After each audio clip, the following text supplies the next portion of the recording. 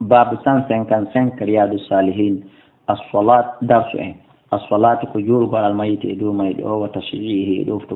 تقول ما وحضور دفنه تبقى الوقت قول وكراهة أن يقول إتباع نساء جوك قول صنع بين الجنائز فوريهم أو تقول صنع بين فوريهم هاك برد أن يقول مولو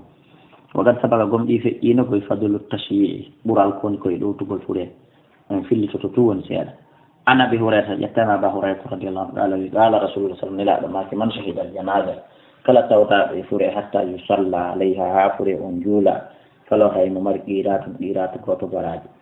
non sayda kala tawda do fu yam hatta tutu fana ha wattina fala wara no dan on tigi qiratan jidid ila sahaba bellandi wa mal qiratan kunnum qiratu jidid nela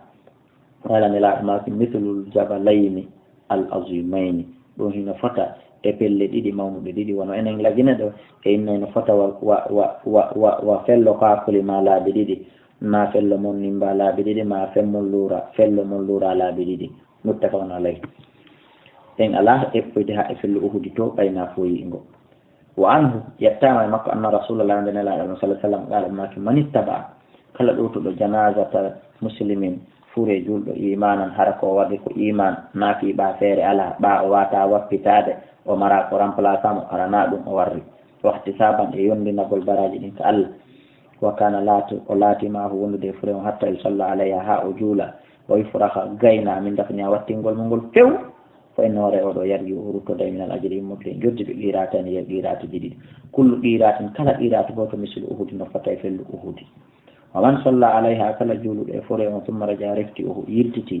ويه يقول لمكو ويه كان كون غانتو جن ودي الله ونوا كان كوي مجيبين لما يمنودا كبير وما لير يوني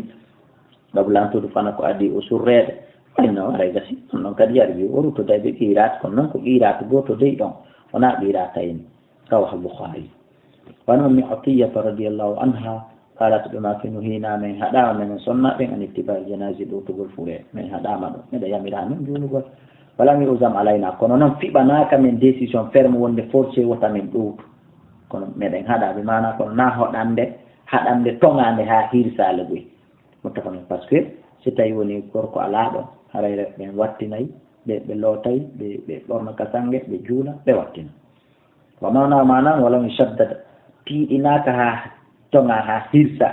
finnayi e haɗore nden kamal shaddadu wono